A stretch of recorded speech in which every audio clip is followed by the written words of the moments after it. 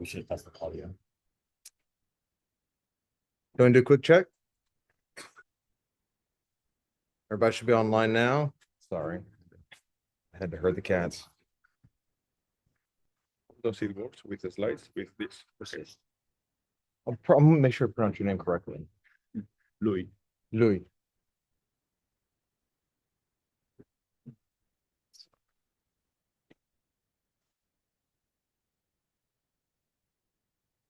Oh, hang on, he's about to say something.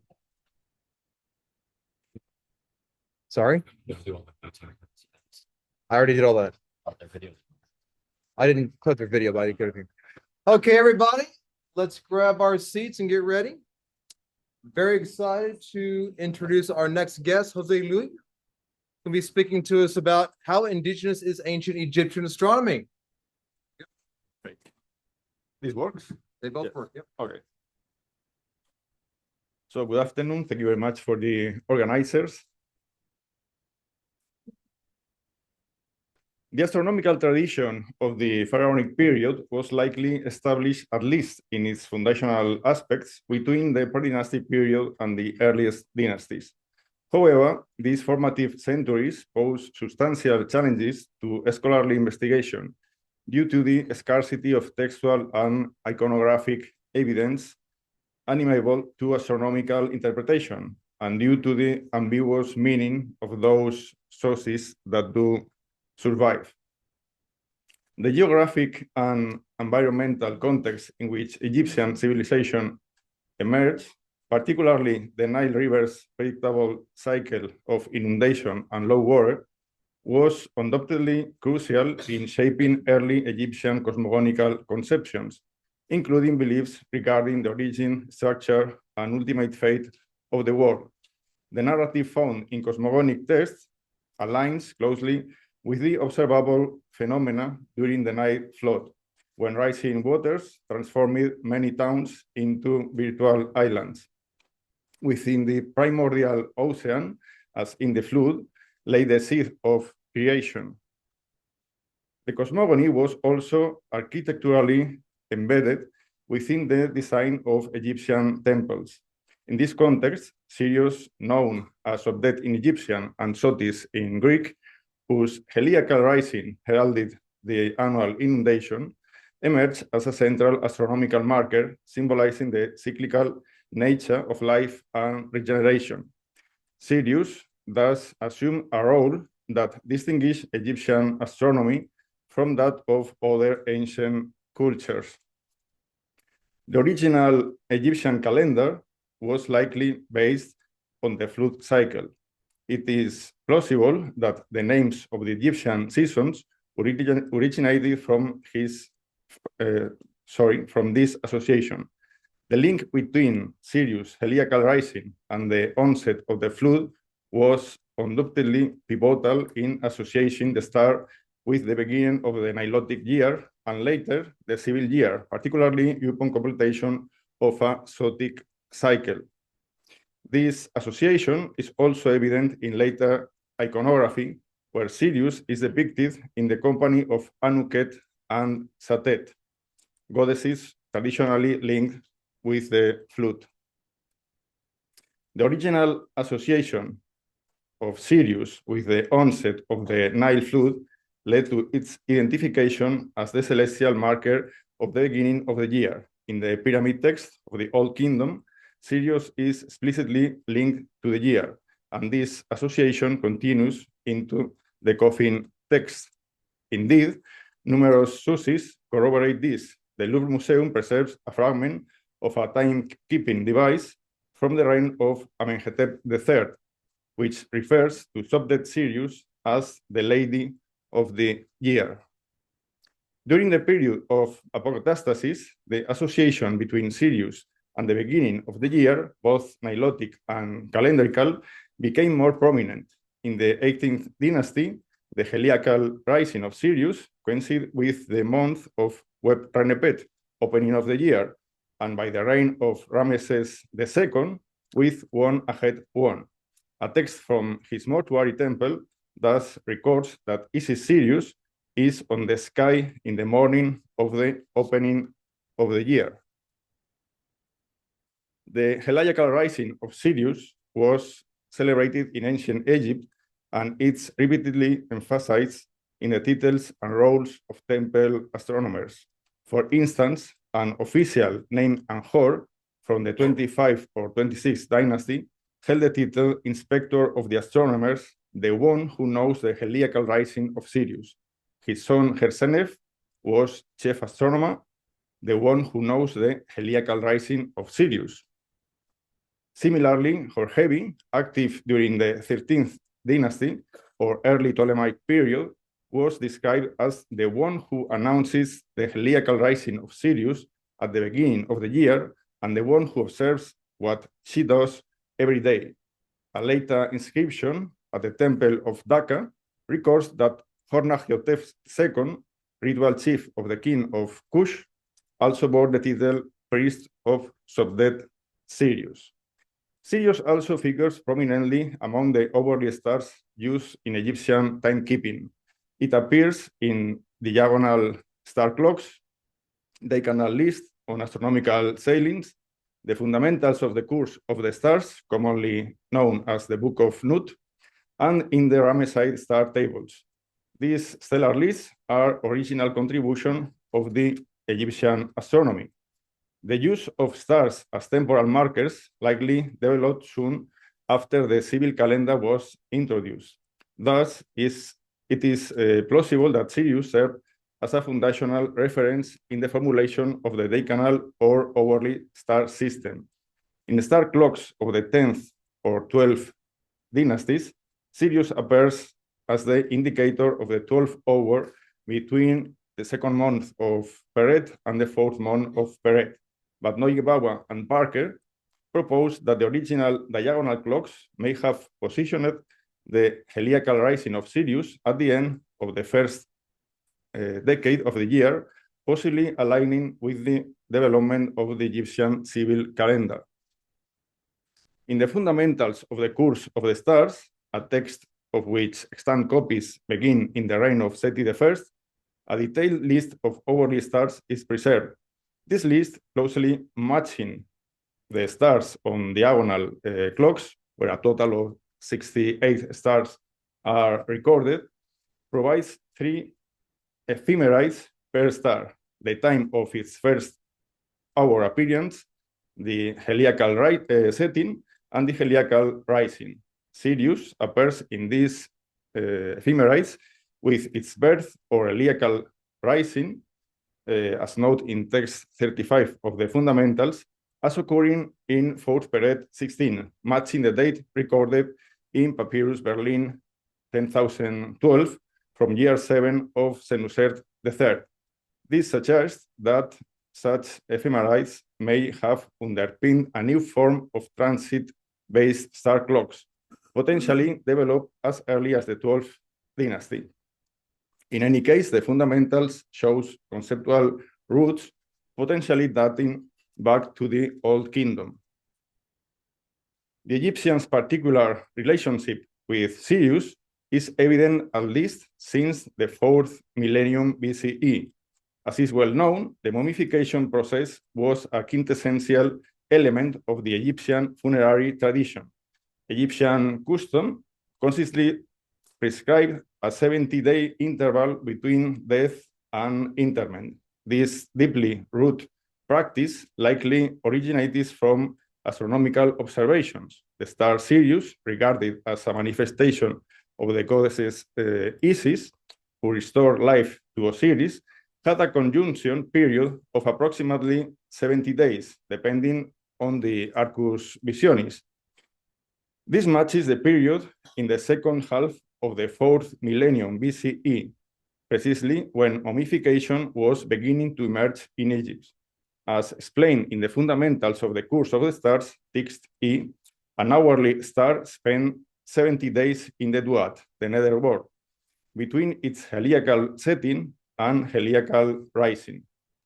This concept is further emphasized in the so-called dramatic text of the fundamentals. This 70-day interval clearly parallels the purification and transformation of the deceased prior to rebirth. The purifying role of the duat is also alluded to in the pyramided text as in PT 216. In this text, Sirius is unequivocally identified with Isis. In PT 366, it is stated that she gave birth to the Horus who is in Sobdet, thereby reinforcing her connection to the royal ideology. The pharaoh, conceived as Horus on earth, is thus metaphorically the son of Isis Sobdet, as asserted in PT 302. Sirius' importance may also be reflected in the orientation of sacred architecture. Extensive fieldwork by the Spanish-Egyptian Archaeoastronomical Mission, led by Juan Antonio Belmonte, identified several alignments consisting with the declination of Sirius. The axial shifts at the temple of Hathor at Serabit al-Hadim have been interpreted as adjustments to the changed position of Sirius due to precession. Precessional effects are also observable at the temple of Isis at Dendera. The temple built during the reign of Nectanebo retained the orientation consistent with Sirius rising during the time of Ramses II.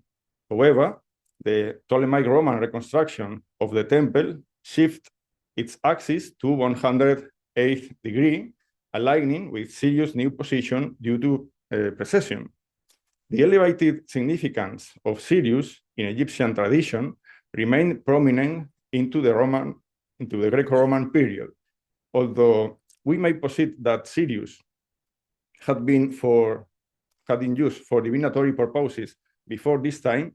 Most extant documentation concerning Sotis-based divination dates to the Roman period in both Demotic and Greek.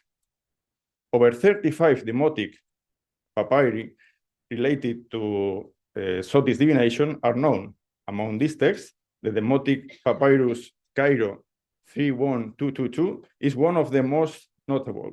This particular papyrus bears the Egyptian title Nas Geniu en Sepedet, that is, the influences of Sobdet, of Sirius, and offers predictions based on the heliacal rising of Sirius in conjunction with the position of planets or the moon in the zodiac.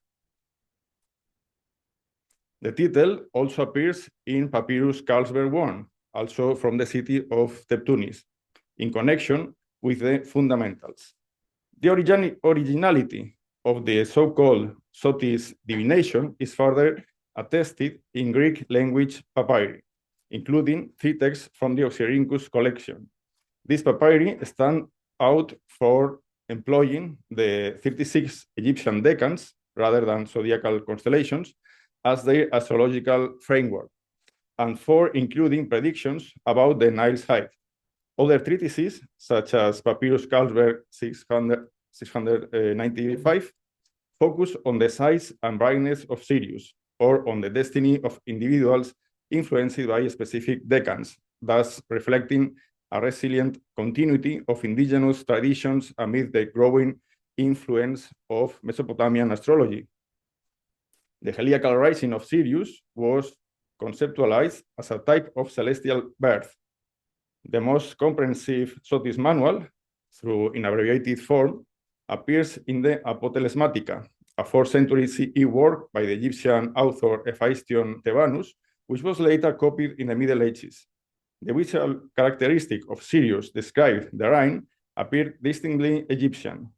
Notably, the zodiacal sequence in this work begins with Cancer, where the first decan is Sobdet, again corresponding to the heliacal rising of Sirius. In this regard, I fully concur with Reichhold, who asserts that the Sotis manuals may be regarded as an essentially native Egyptian product based on a phenomenon that had been observed in the course of at least 2 millennia and presented in a formal structure that had been employed for nearly as long. Sirius' heliacal rising became also a central element in Egypt's Thema Mundi, the horoscopic chart representing the cosmos at the moment of creation. The associated system of oikoi, identifying planetary placements at creation, also appears to be of Egyptian origin. The constellation of Cancer, linked to the heliacal rising of Sirius, serves as the starting point. There is no doubt that Egyptian temples of the Greco-Roman period function as centers for the preservation and adaptation of astrological and astronomical knowledge. While new systems were integrated, indigenous traditions endured. The temple library at Tunis, where dozens of astrological and astronomical texts have been uncovered, and the iconography of temple ceilings, which combine native constellations and stars with zodiacal constellations, stand as compelling evidence of this cultural continuity. The particular case of Sirius, root in the earliest phases of Egyptian astronomy, exemplifies how native astronomical and cultural traditions were both preserved and creatively adapted over millennia in response to external influences. Thank you very much.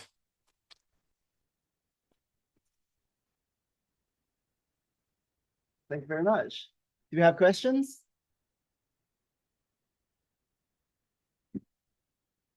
No? Prem, do you have anything online? Okay, thank you very much. Oh, don't get away that easily, sorry. Hold on. Thank you. Wonderful talk. I think it's very interesting, this role of the temples as places of both conservation and transformation, because this is in many places the same. The same places are both things. Maybe in the future it's interesting to explore this.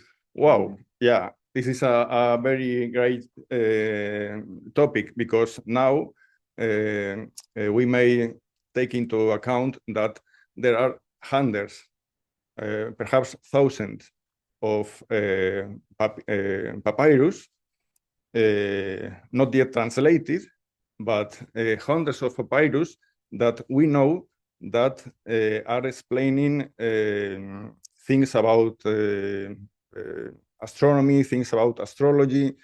And one of the best examples is the library of Tunis. This is exceptional because we must take into consideration that the libraries of the temples where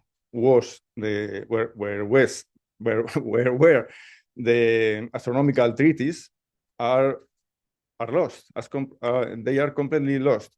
But the library of Tunis is exceptional because we had a lot of papyrus.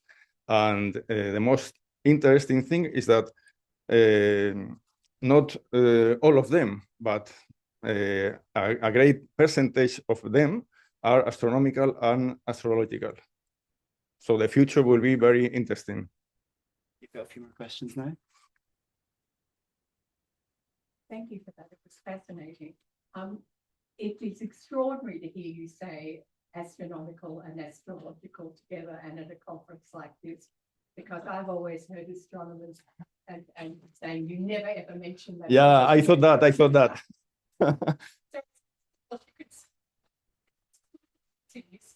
Somewhere. Yeah, but you know, I could speak about a very famous astronomer, about Claudius Ptolemaeus, for example. And we all know about the Almagest, no, as astronomical work. But Claudius Ptolemaeus had also the Tetrabiblos, that is as an astrological work. We must understand that 2,000 years ago or more, astronomy and astrology, astrologers and astronomers were the same. I'm Egyptologist. But now it's not the same, of course.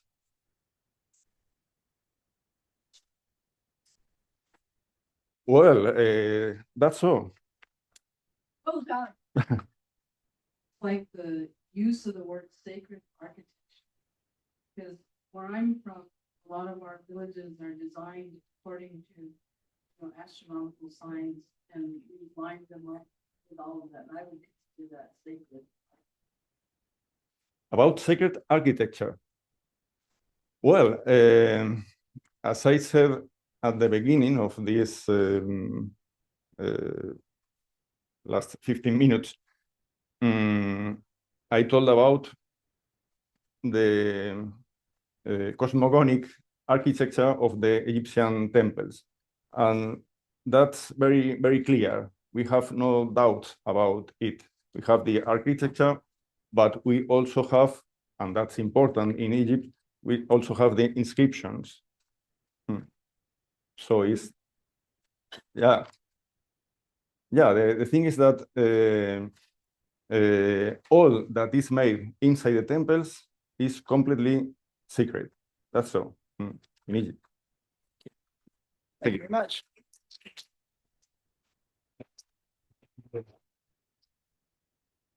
Now, our next presentation is going to be a video coming from Taiwan, I believe. And this should work. Hello, everyone. I'm Po Shen Oh from National Taiwan University. Today, I will be talking about indigenous astronomical knowledge in Taiwan. Always got to be something, right? Sorry.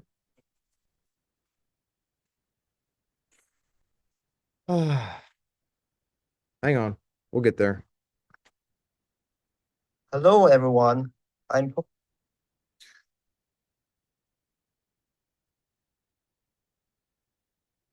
Shen Oh from National. Always some fun technical issue. Gets us every time.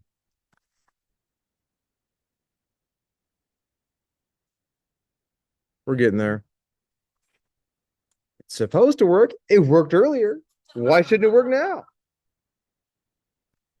Taiwan University. Because I want it to work now.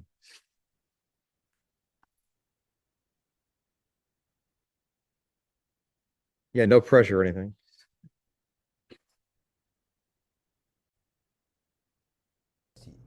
Today, I will be talking about the indigenous astronomical knowledge in Taiwan, a case study of the Bunun people.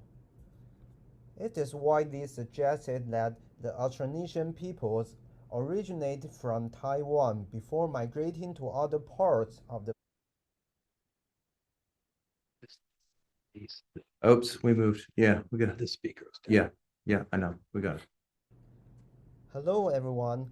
I'm Po Shen Oh from National Taiwan University. Today, I will be talking about the indigenous astronomical knowledge in. Bear with me 3 seconds. This is my flash horror film for tomorrow, right?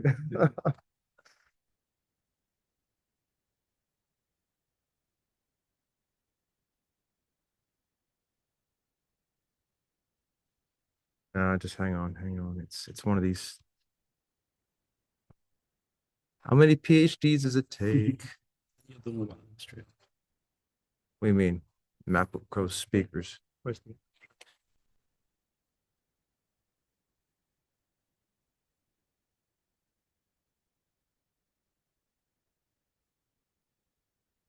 we go. We took the audio thing. Just gonna go check. Hello, everyone. I'm Po Shen Oh from National Taiwan University.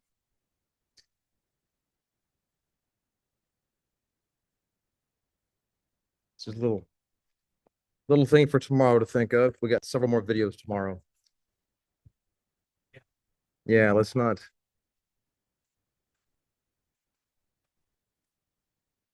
Hello, everyone. I'm Po Shen Oh from National Taiwan University. Today, If it doesn't work, we'll just go to the next talk and loop this one later. Knowledge in Taiwan, a case study of the Bunun people. It is widely suggested Of that. course, I'm not sharing. It's always got to be something.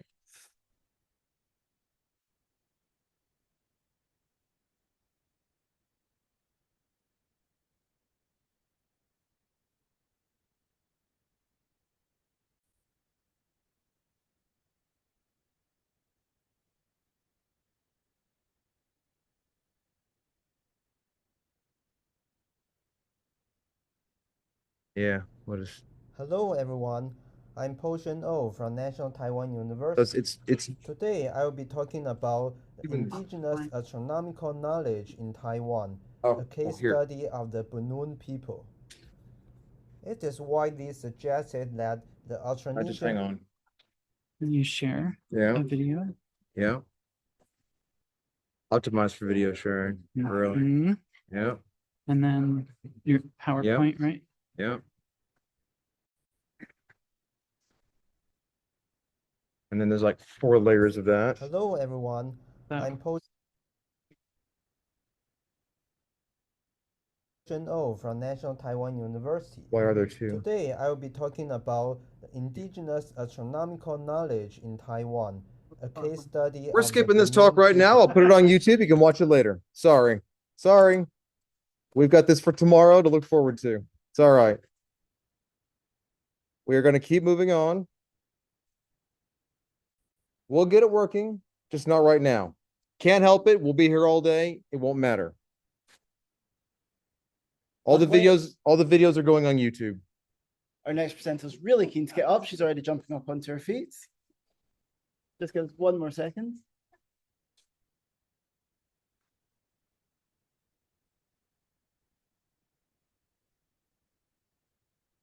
There we go. Excellent.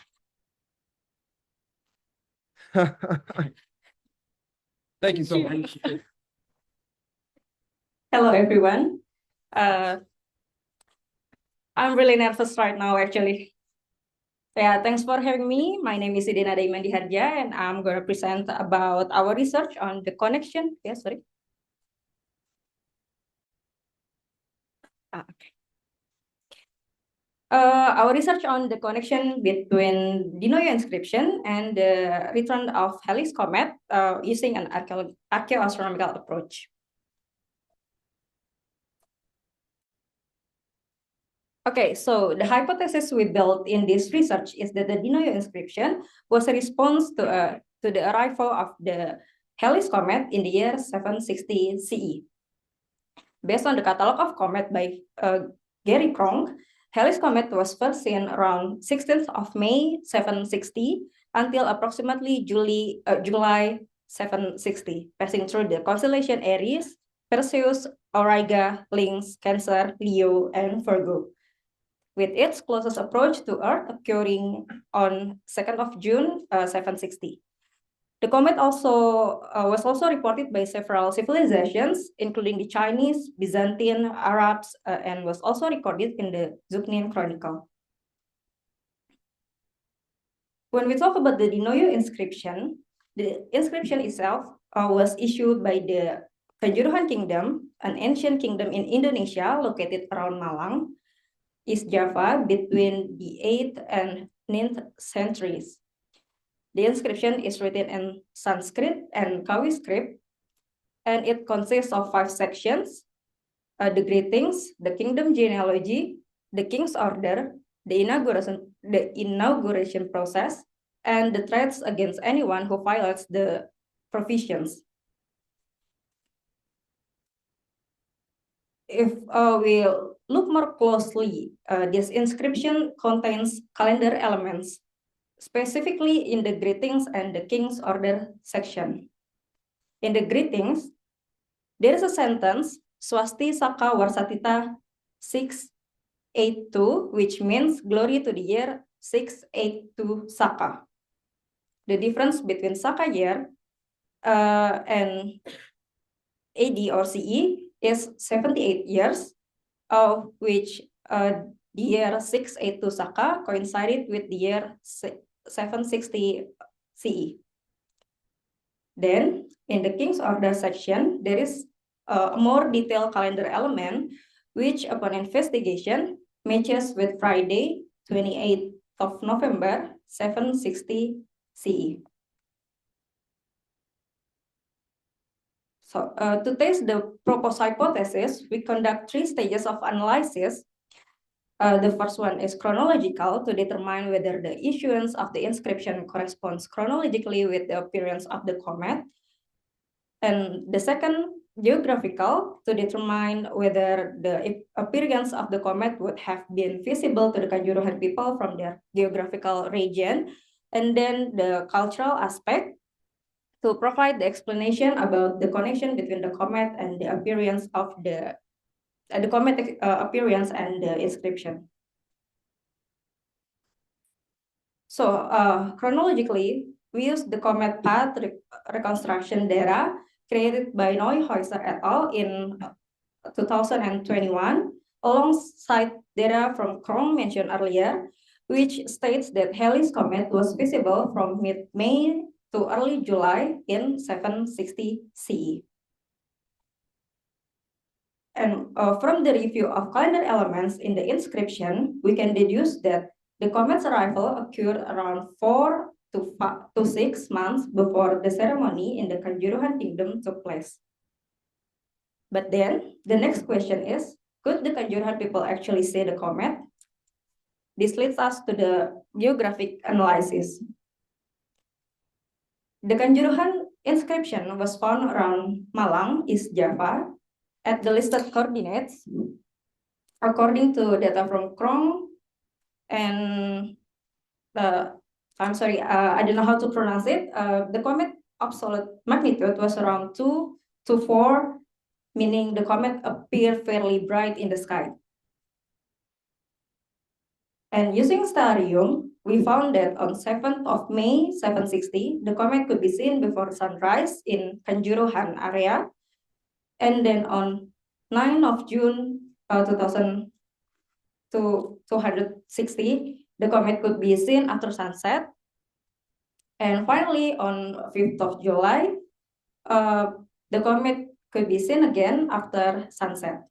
And based on this data, we know that Halley's comet was visible in Kanjuruhan before sunrise from around 7th of May to before 31st of May 760, and visible after sunset from about 9th of June to 5th of July 760. And then we move on to the discussion of the cultural aspect. Here, I will talk about Chandra Sengkala, Dewa Simha, and Wala Hajirim. Chandra Sengkala is a chronogram or a sentence in which specific letters interpreted as numerals and stand for a particular date, usually year number, when rearranged. Chandra Sengkala is written ascending, and the sentence must represent the event occurred in that year.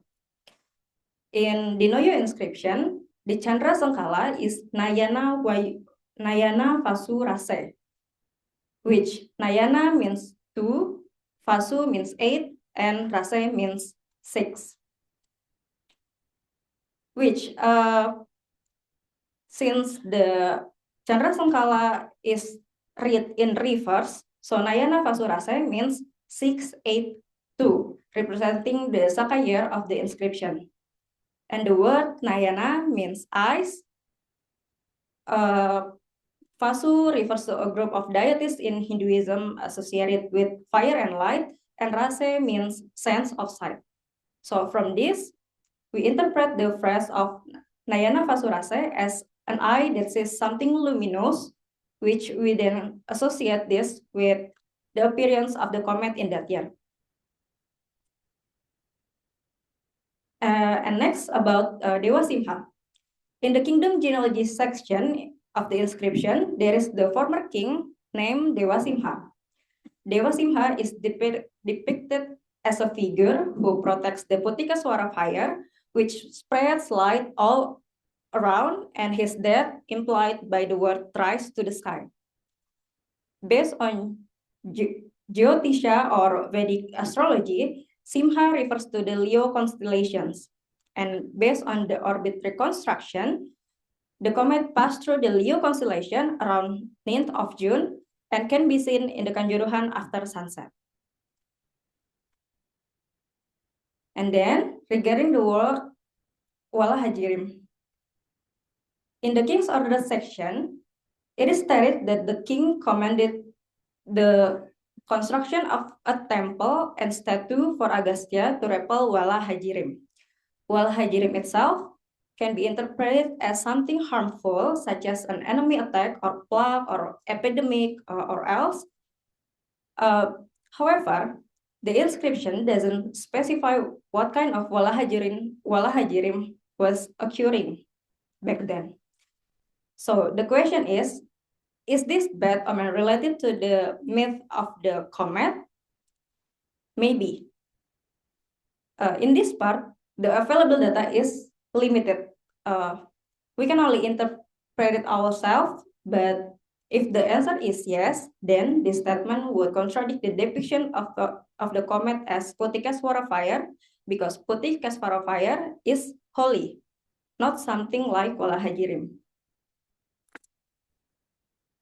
So the key finding of this research is that the test results support the idea that the Dinoyo inscription was a response to the arrival of Halley's comet in 760 CE. This strengthened the argument that astronomical phenomena influence early Javanese society not only spiritually but also in the way they immortalize moments. However, we must also acknowledge the limitation of this study. First, the historical data is limited, and the second, interpreting symbols and meanings is inherently subjective, especially when dealing with ancient languages and belief systems. In conclusion, despite this limitation, the evidence suggests that the Kanjuruhan community witnessed Halley's comet and may have seen it as a sign worth documenting. The community saw the comet as something luminous, and if the depiction of Dewa Simha in the inscription implies the comet appearance in the sky, then it must be related to the appearance of the comet around 9th of June 760 when it passed through the Leo constellation, and then 5 months later, after they saw it, the king decided to order his people to build a temple and a statue for Agastya. Even though there is no direct evidence that their behavior was based on the appearance of the comet, but the sign on the Dinoyo inscription indicate that there was a connection between these two events. And finally, this finding contributes to our understanding of how ancient Indonesians observe and interpret the cosmos. So that concludes my presentation. Thank you very much.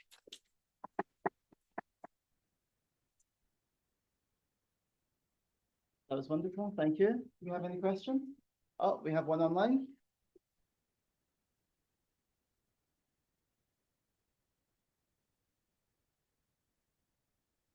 I've got a question from Katie, who's asking, have other inscriptions describing Halley's comet been discovered or translated to further support this? Sorry, can you repeat the question? Have other inscriptions describing Halley's comet being discovered to support? Okay, so in Indonesia, there are no historical data except this inscription that told about the comet appearance in the sky. But in the other civilizations, such as Chinese, Byzantine, they record the appearance of the comet in that year. So those documentation from other civilization can what is it? Yes, can strengthen the yeah. Thank you. Teamwork, I love it. Do you have any more questions?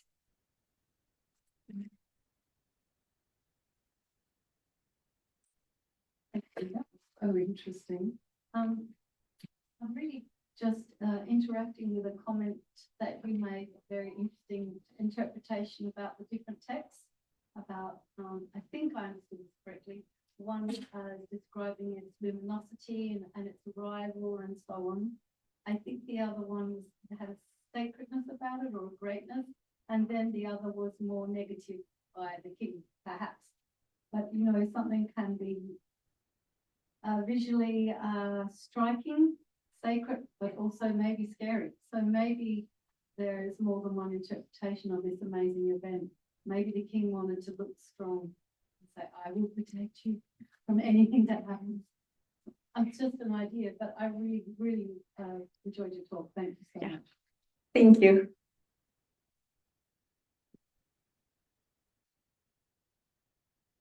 We have time for one more. Thank you very much. Thank you. And next up, we have Charisma.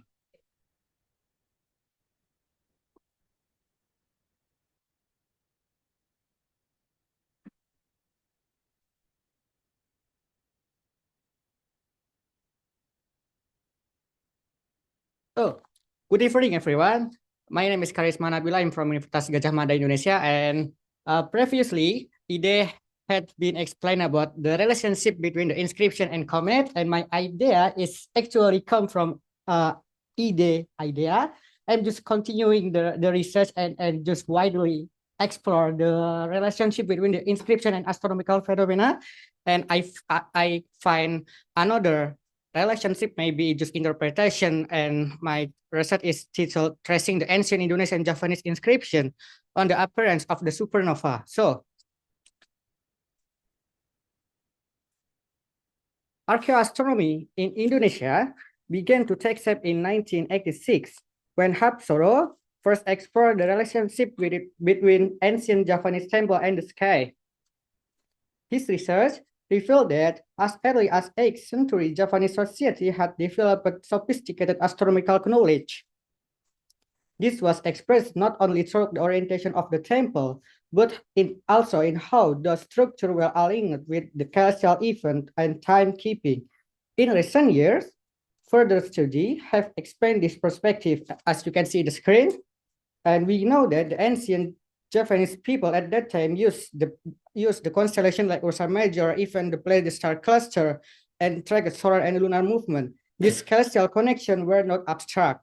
They were embodied in architecture, ritual, and rhythm of daily in sacred life.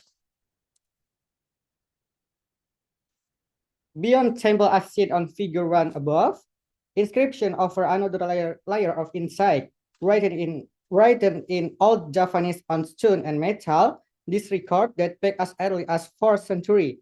They speak of land grants, temple commission, and the role of the people and community leader, each one entering cosmic understanding into a social political life. Temple and inscription reflect worldview, where the cosmos deeply integrated into a way ancient Javanese people live, governed, and build their society.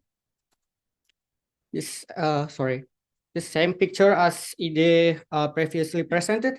So on the notable case, on the Dinoya inscription from 760 CE, a recent study by Iman Diharja proposed a link between the inscription and the appearance of helicomet. So interestingly, the inscription does not explicitly mention a comet or shooting star. Instead, it conveys a celestial phenomena through metaphor and symbolism, requiring careful philological and contextual analysis to interpret. From her study, some metaphor that have correlation with this phenomena is Putikasvara, as well as I previously, as sacred purification fire. Building on that approach, this study shifts to focus toward a different class of celestial event, a supernova. So you can see here, the supernova, there is 2 supernova. There's the one is the supernova of 1054 CE, and the other one is the supernova of 1181 CE. The first, SN 10 and 54 exploded in the constellation of Taurus and was visible both day and night for nearly a month, with a peak brightness estimated at magnitude -6. And the second is supernova 1181, appeared in the constellation of Cassiopeia and remained visible for over 118 days. Both events were globally significant and were recorded in multiple ancient cultures: China, Japan, Europe, and possibly even in Petroglyph from North America. What remains unclear is whether this dramatic cosmic event also left their mark, explicitly or symbolically, on the intellectual and cultural life of ancient Java. This study seeks to explore that possibility, not just through astronomical data, but by carefully re-examining historical inscription and cultural records from humanistic and archaeoastronomical perspective. So the first one, I've been doing with my team is just review the feasibility of Indonesian location for supernova 1054 and 1181. But before I review Indonesian location, I also conduct a review on Chinese and Japanese location, because this supernova has been recorded in two ancient records, in ancient Japanese and Chinese record. So in this study, we set the observation time at 4 AM local time to simulate the feasibility of supernova 1054. It's a near maximum brightness estimated at magnitude -6. This specific timing allow us to capture the supernova at the moment when it would have been most striking in the sky, especially in relation to the eastern horizon just before dawn. This moment is particularly relevant with a link with the ancient Japanese calendrical practice, where the nakshatra, or the lunar mansion, passed by the moon near sunrise, plays a key role in dating inscription. From this terrarium software, we can see reconstruction of the supernova position from the Kaifeng, China. The left one side is around 17 degrees and 50 arc minute and 44.7 arc second, and the Tokyo, Japan is at 17 degrees 59 arc minute and 35.8 degrees arc second. This observation align with classical textual records from both country, and they can see this supernova. So the next is the review of Indonesian position.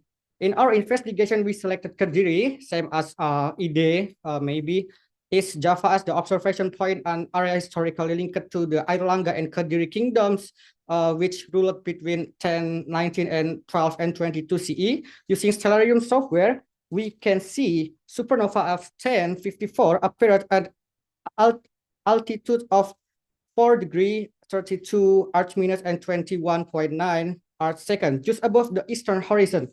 However, the meridian of this supernova will appear on 9.28 UTC, and the meridian height is at 61 degree 23 arc minute and 24.2 arc second. And to support this interpretation, I collect the data from the Stellarium, and this graphic is just from extracted from Stellarium, and this the historical date and the magnitude of supernova 1054, where the first appearance from Stellarium is just 30 June of 1054, and it's slowly moving down until the peak brightness of human eye magnitude of 6 we can see anymore in maybe around 1 year more in 1 August and 1055. So the second one is supernova review 1181 appeared on August 6, 1181 in constellation Cassiopeia. And the first one in this Indonesian feasibility, we can see East Java supernova is remote visible with meridian altitude of 19 degrees 15 arc minute and 21.1 arc second, still high enough to be observed clearly in the night sky. So I am also conduct this graphic of magnitude of supernova 1181 and the historical date, as you can see on screen. And then we continue the review of relationship between the inscription and supernova. The Turun Hyang inscription is composed of two parts, Turun Hyang A and Turun Hyang B, each attribute to different rules and historical context.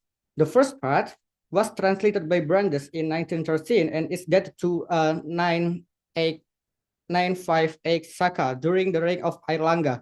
So the Turun Hyang A is not have any correlation with this supernova, but the Turun Hyang B, the second part, is have a coincident date with this supernova.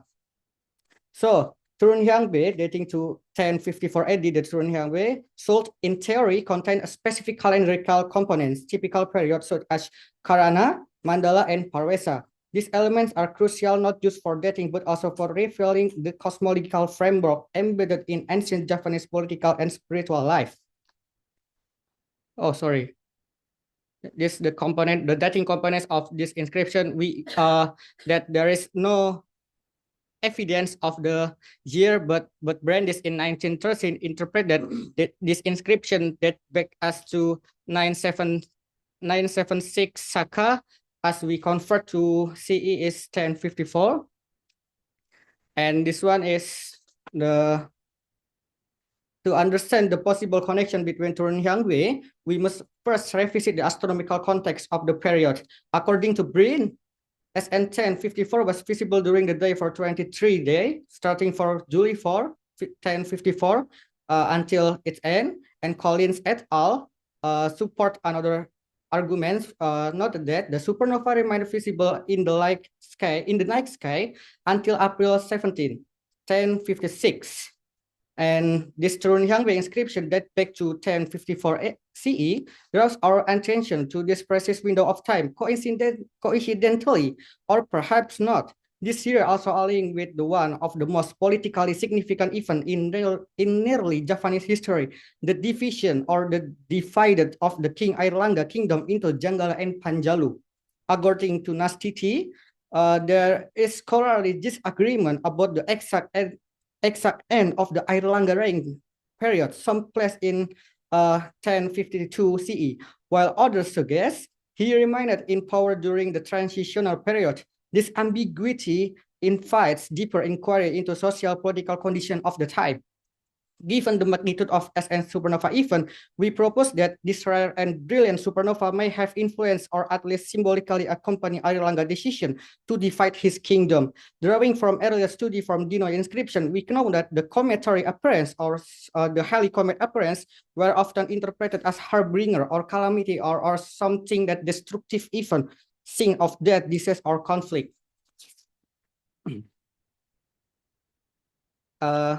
It is reasonable to suggest that supernova, an even more dramatic sky event, could have been perceived as divine or cosmic signal. Our hypothesis gains strength when they revisit the content of Turunhyangwe inscription, Susilo in 2024, where the press is Hanar Ablah.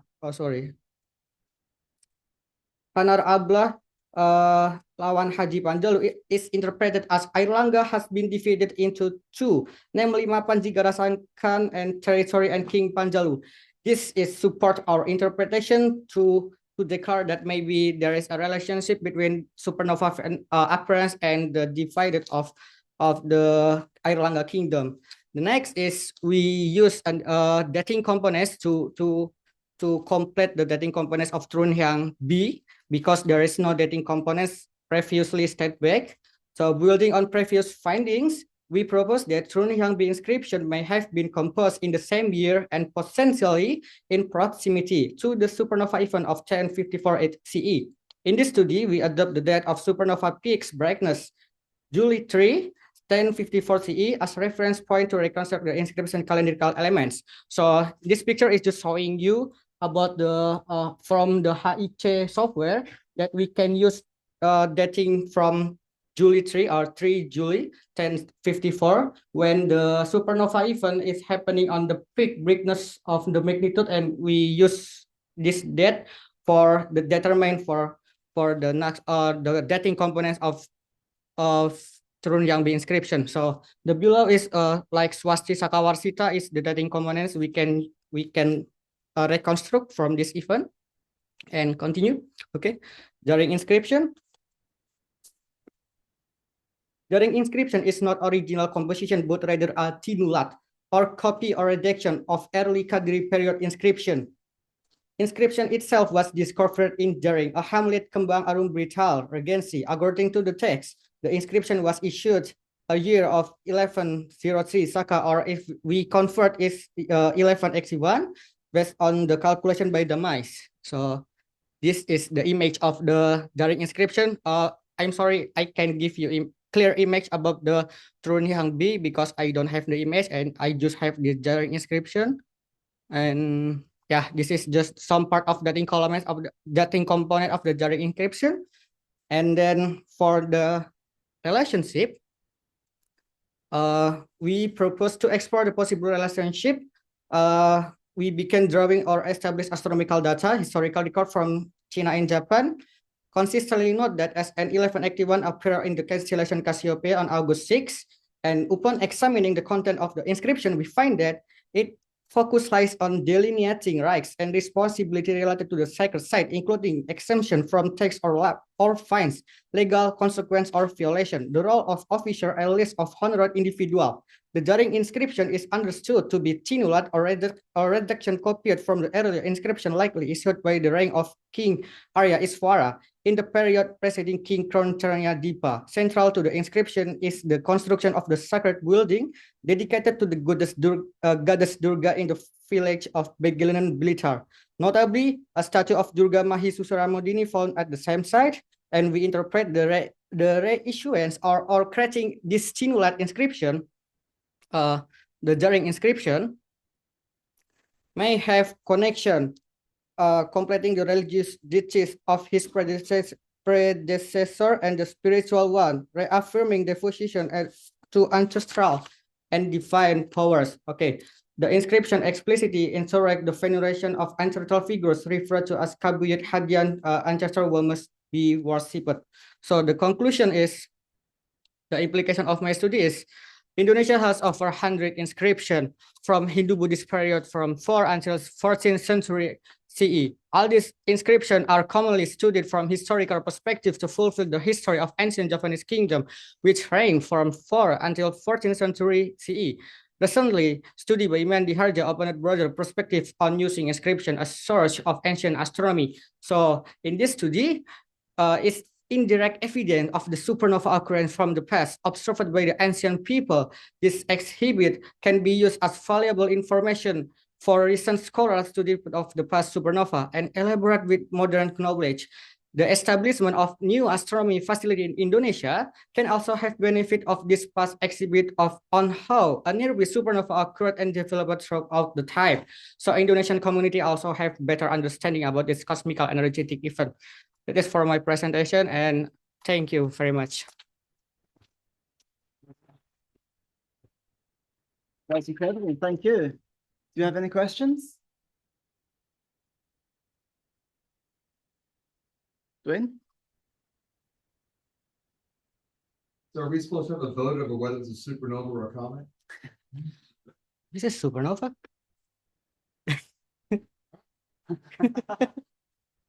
Bottom?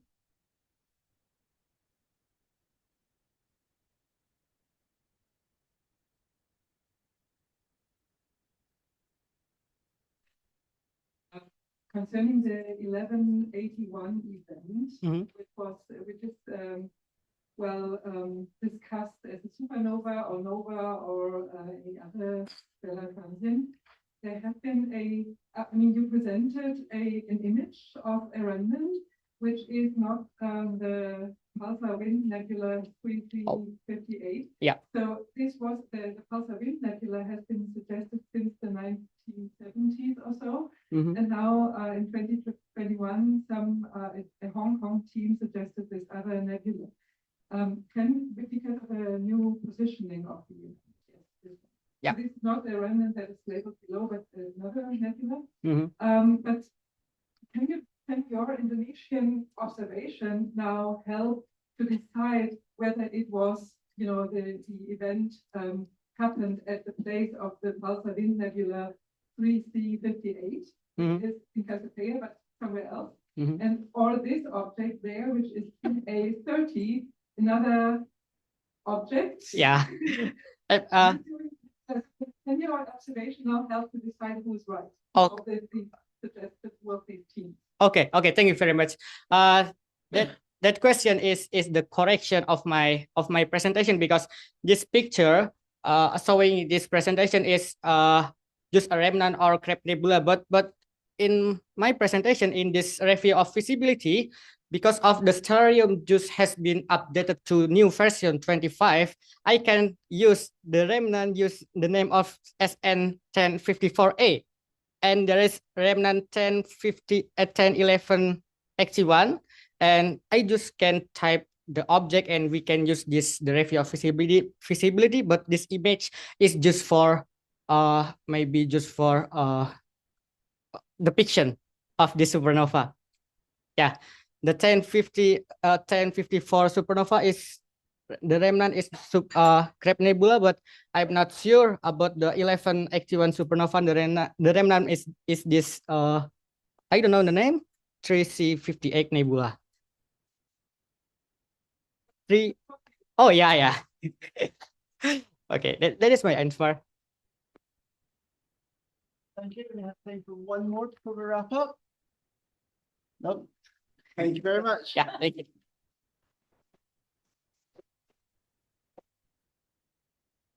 Thanks, Jamie. Thanks, everybody. So I realized we have a few videos tomorrow. It didn't play as it was supposed to. The video recording is very quiet. So I'm going to go in tonight and make sure all the video recordings are loud enough they're going to play in the system. All the videos that have been uploaded as presentations have gone on our YouTube channel. So you can go through and watch those. And I highly recommend you do that. And I'm going to be uploading our sessions on YouTube as we go. So that concludes the first day of the conference. We're going to come in. Yeah. All right. Here we go. Woo! We made it. Lots of food during morning and afternoon tea. So eat it. We paid for it. Let's eat it. On that note, tomorrow is going to be all about indigenous astronomy from around the world. So we've got talks from Oceania, Asia, Africa, the Americas, everywhere. And right now, what we're going to do is we're going to head en masse over to University House for our reception drinks over there. So there'll be more food because you haven't had enough today. And everybody's going to get a thing for a free drink. On that note, please do not forget that whenever you order anything, either here or at University House, this barcode gives you all the member prices. They're pretty good for food. They're amazing for beer. All right. Half the cost of a beer, and these are good beers. They're not like BB or something, right? So I'll see everybody over at the reception and then bright and early tomorrow at 9. Thank you.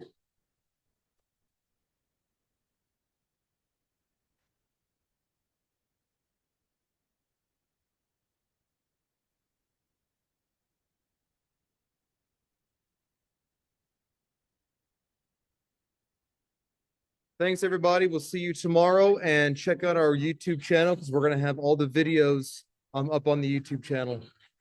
So see you tomorrow.